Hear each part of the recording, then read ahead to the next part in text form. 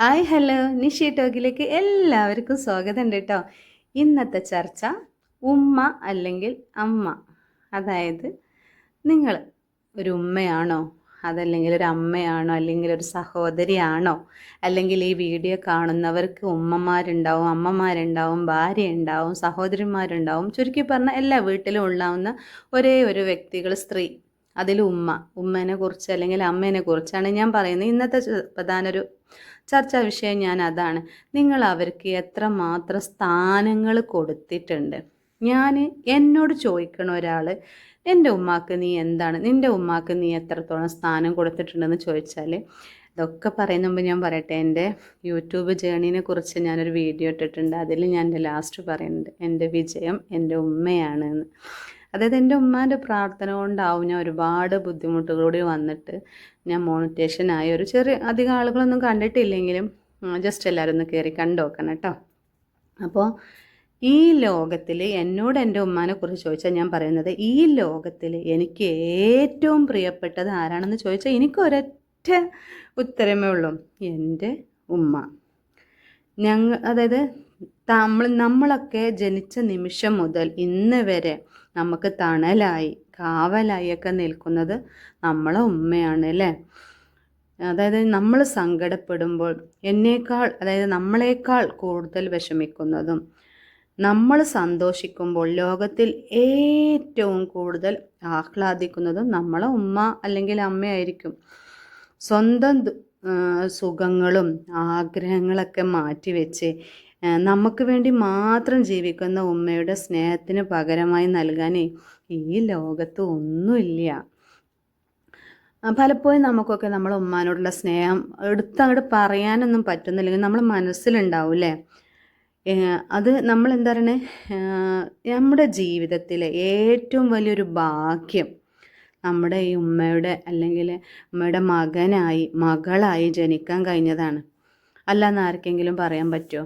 ഇപ്പോൾ ഞാൻ നമ്മളെ കവിയത്രി മാധവിക്കുട്ടിയുടെ ഒരു കവിത അല്ലെങ്കിൽ ഒരു കഥയുണ്ട്, നെയ്പ്പായസം. നിങ്ങൾ ആരെങ്കിലും വായിച്ചിട്ടുണ്ടോ? അതായത് 1964 അത് മാധവിക്കുട്ടി എഴുതിയ ഒരു കഥയുണ്ട് കേട്ടോ. ആ കഥയുടെ പേര് ഞാൻ പറഞ്ഞല്ലോ, നെയ്പ്പായസം. അതിൽ ഒരു അമ്മയുടെ കഥയാണ് പറയുന്നത്. അതായത് അമ്മയുടെ ഒരു മരണമാണ് അതിൽ വിശദീകരിക്കുന്നത്. അതായത് അമ്മ സ്വന്തം ഭർത്താവിനും മക്കൾക്കും വേണ്ടിയിട്ട് ഒരു വീടിൻ്റെ ഉള്ളിൽ ഒരു ദിവസം, മാസങ്ങൾ, കൊല്ലങ്ങൾ ജീവിച്ചു പോകുന്നത് അവരറിയുന്നുണ്ടാവില്ല. അവർക്ക് വേണ്ടി ജീവിക്കാൻ മറന്നെങ്കിലും തൻ്റെ മക്കൾക്കും ഹസ്ബൻഡിനും വേണ്ടി ജീവിക്കാനാണ് ഓരോ ദിവസവും അവർ കിടക്കപ്പായിന്ന് എണീറ്റ് വരുന്നത് തന്നെ.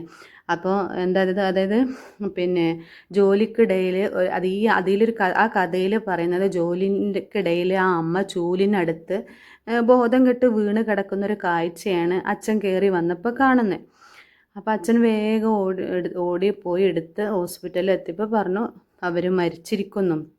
അപ്പോൾ അവർ മരിച്ചിരിക്കുന്നു എന്ന് പറയുമ്പോൾ നമുക്കൊരാളുടെ വില അയാൾ പോകുമ്പോഴാണല്ലോ മനസ്സിലാവുക. ഞാൻ പറയുന്നത് സുഹൃത്തുക്കളെ, ഉമ്മ അല്ലെങ്കിൽ അമ്മ പോകുമ്പോൾ ഉണ്ടല്ലോ, ആ വീട് വെറും പിന്നെ ഒരു കെട്ടിടമാണ്. അതൊരു വീടല്ല, പിന്നെ ഉറങ്ങിക്കിടക്കണ ഒരു കെട്ടിടമാണ്. അപ്പോൾ നമുക്ക് ഉണർന്നിരുന്നാലും നമുക്ക് ഓർമ്മകൾ കരയും എന്ന് കേട്ടിട്ടില്ലേ? അതുപോലെ നമുക്ക് പിന്നെ മരിച്ചു പോയി അവർ പോകുന്നതിന് ശേഷമാണ് നമ്മൾ കാണുന്നത് നമ്മളെ ഉമ്മ നട്ടതും. അതായത് ആ കഥയിൽ അതാണ് പറയുന്നത്, ഉമ്മ നട്ടതും നനച്ചതും നൂലിൽ കോർത്തതും ഓതി അടയാളമിട്ടതും കാണുമ്പോഴൊക്കെ നമുക്ക് നമ്മളെ മനസ്സിലൊരു ഉള്ളിൽ നിന്നൊരു പെടച്ചിൽ വരും നമുക്ക് അല്ലേ. അങ്ങനെ ഒരു അവസ്ഥ വരും, ആർക്കും വരാതിരിക്കട്ടെ. അതാണ് പറഞ്ഞത്. അപ്പോൾ ഉമ്മ പോയാൽ, അതായത് ആ വീട് കെട്ടിടം ഉറങ്ങും എന്നാണ് പറഞ്ഞു വന്നത്. അതേപോലെയാണ് ഈ അച്ഛൻ്റെയും മക്കളുടെ അവസ്ഥ പിന്നീട് വന്നത്. അങ്ങനെ അമ്മയുടെ ശവസംസ്കാരമൊക്കെ കഴിഞ്ഞ് അവർ വീട്ടിൽ വന്നപ്പോൾ കുട്ടികൾ വിശക്കുന്നു എന്ന് പറഞ്ഞപ്പോൾ അച്ഛൻ സ്വാഭാവികമായിട്ടും അടുക്കളയിലേക്ക് കയറി കുട്ടികൾക്ക് എന്തെങ്കിലും ഉണ്ടാക്കി കൊടുക്കട്ടെ എന്ന് വിചാരിച്ച് ചെന്നപ്പോൾ നമ്മളെ ഭക്ഷണ ടേബിളിൽ ചോറുണ്ട്, കറിയുണ്ട്, ഒക്കെ ഉണ്ടാക്കി വെച്ച്, കൂടാതെ നെയ്പ്പായസം വരെ അമ്മ ഉണ്ടാക്കി വെച്ചിട്ടുണ്ട് എന്നാണ് പറയുന്നത്. ആദ്യം അച്ഛൻ കരുതി മക്കൾക്ക് ഇത് കൊടുക്കേണ്ട ഭക്ഷണം. പിന്നീട് അച്ഛന് തോന്നിയില്ല, തൻ്റെ പ്രിയതമ്മ അവസാനമായി ഉണ്ടാക്കിയ ഭക്ഷണം മക്കൾക്കും തനിക്കും കഴിക്കണം എന്ന് തോന്നിയതിന് ശേഷം അമ്മയുടെ ഒരു മൂലയിൽ നിൽക്കുന്ന ഒരു പലക എടുത്തിട്ട് മക്കൾ അതിലിരുന്ന് ആ പായസം കുടിച്ചപ്പോൾ അമ്മയുടെ പായസത്തിന് എന്താ രുചി, അത് പറഞ്ഞ് അവരെ കണ്ണിന്ന് വെള്ളം ചാടി. അപ്പം നിങ്ങൾ മനസ്സിലാക്കേണ്ട ഒരു കാര്യം എന്താണെന്ന് വെച്ചാൽ അമ്മ അല്ലെങ്കിൽ ഉമ്മ ജീവിച്ചിരിക്കുന്ന കാലത്തോളം നമുക്ക് കൊടുക്കാൻ പറ്റുന്ന സ്നേഹം നമ്മൾ ഒരു കണക്കും ഇല്ലാതെ നമ്മൾ കൊടുക്കുക. പോയി കഴിഞ്ഞിട്ട് ആ ശരീരം ചൂടുള്ളപ്പോൾ കൊടുക്കുക, തണുത്ത് കഴിഞ്ഞിട്ട് അതിനെക്കുറിച്ച് പറഞ്ഞിട്ട് ഒരു കാര്യം ഇല്ല. നമ്മൾ അതായത് നമ്മളെ പോയി കഴിഞ്ഞിട്ട് ആ പ്രണയത്തിന് നമ്മൾ ആവിഷ്കരിച്ചിട്ടോ സ്നേഹത്തെക്കുറിച്ചൊക്കെ പറഞ്ഞിട്ടൊന്നും ഒരു കാര്യമില്ല. ശരീരം ചൂടോടെ ഉള്ളപ്പോൾ നമ്മൾ സ്നേഹിക്കാൻ പഠിക്കണം, മറക്കരുത്. ആ ഒരു ജീവിതം, ആ ഒരു ജീവൻ നമ്മളെ വീട്ടിലുണ്ടെന്നോ ഒരു ഭക്ഷണം കഴിക്കുമ്പോഴോ അല്ലെങ്കിൽ വേറെ എന്താ ചെയ്യുമെങ്കിലും ആ ഉമ്മാനെ അല്ലെങ്കിൽ ആ അമ്മയെ അല്ലെങ്കിൽ ആ ഭാര്യയെ പരിഗണിച്ചിട്ട് നമ്മളത് ചെയ്യുമ്പോൾ അവർക്ക് കിട്ടുന്ന സ്വർഗം വേറെ ദുനിയാവിൽ വേറെ ഇല്ല എന്നാണ് നമ്മൾക്ക് മനസ്സിലാക്കേണ്ട ഒരു കാര്യം. ഉദാഹരണം ഞാൻ പറയട്ടെ, നമ്മളെ കേരളത്തിലെ ഔദ്യോഗിക പക്ഷി വേഴാമ്പൽ എന്നാണ് പറയാറ്. അധികമൊന്നും കാണാൻ പറ്റാത്ത ആ ഒരു കിളിക്കുള്ള പ്രത്യേകത എന്താ അറിയോ? അതൊരു മാതൃത്വത്തിൻ്റെ ഒരു അടയാളമായ ഒരു പക്ഷിയാണ്. അതായത് തൻ്റെ കുട്ടികൾ, അതായത് അട വെച്ച് പുറത്തുനിന്ന് അധിക പേർക്കും ശത്രുക്കൾക്കൊന്നും കാണാൻ പറ്റാത്ത രീതിയിലായിരിക്കും അവരുടെ കൂട്. അതായത് അച്ഛൻ കിളിക്ക് പുറത്തുനിന്ന് ഭക്ഷണം കൊടുക്കുക, അമ്മ ഉള്ളിൽ നിന്ന് മക്കളെ നോക്കുക എന്നുള്ള ഒരു ചെറിയൊരു ദൂരം മാത്രമേ ഉണ്ടാവുള്ളൂ.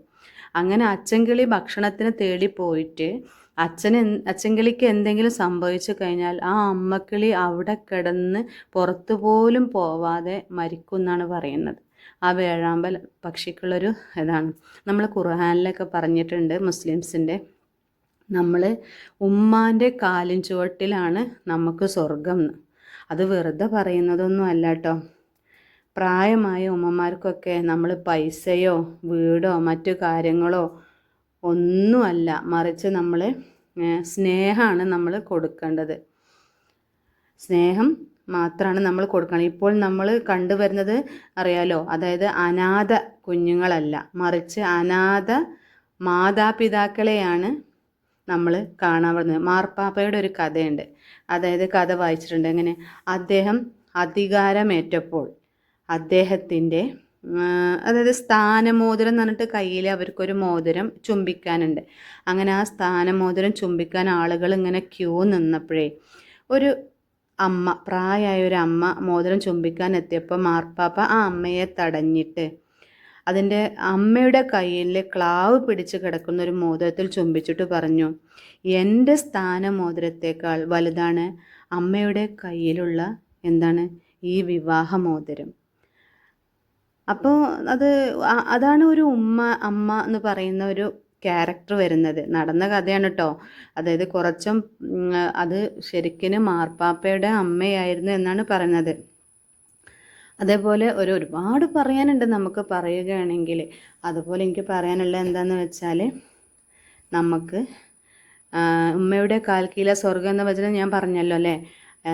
നമ്മളെ ഉമ്മമാർക്ക് ബഹുമാനം എത്രത്തോളം വലുതാണെന്ന് ഓർമ്മിപ്പിക്കാൻ വേണ്ടി മാത്രമാണ് ഞാനൊരു വീഡിയോ ചെയ്തിട്ടുള്ളത്. നമ്മുടെ തിരക്കുകൾക്കിടയിലൊക്കെ ഉമ്മയെ ചേർത്ത് പിടിക്കാനും ആ സ്നേഹം തിരിച്ചു നൽകാനും നമുക്ക് കഴിയണം.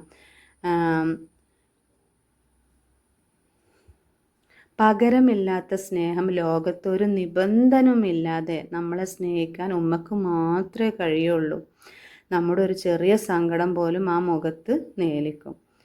നമ്മുടെ ഒരു സഹനത്തിൻ്റെ പ്രതീകം എന്നൊക്കെ നമുക്ക് അമ്മമാരെ കുറിച്ച് പറയാം. നമുക്ക് വേണ്ടി സ്വന്തം ഉറക്കവും വിശപ്പും സന്തോഷവും മാറ്റിവെക്കാൻ നമ്മളെ ഉമ്മമാർക്ക് ഒരു മടിയുമില്ല. പ്രസവവേദന മുതൽ നമ്മളെ വളർത്തി വലുതാക്കുന്നവരെ ഓരോ ഘട്ടത്തിലും അവർ സഹിച്ച ത്യാഗങ്ങളൊന്നും നമ്മൾ മറക്കാൻ പാടില്ല. അപ്പോൾ നമ്മൾ ആദ്യത്തെ ഗുരുവാണ് അല്ലേ, നമ്മളെ സംസാരിക്കാനും നടക്കാനും നല്ല ശീലങ്ങൾ പഠിപ്പിക്കാനും ആദ്യം കൈപിടിച്ച നമ്മളെ ഉമ്മയെ എല്ലാവരും നന്നായിട്ട് സ്നേഹിക്കുക. അത്രമാത്രം പറഞ്ഞിട്ട് അടുത്തൊരു വീഡിയോ ആയിട്ട് ഞാൻ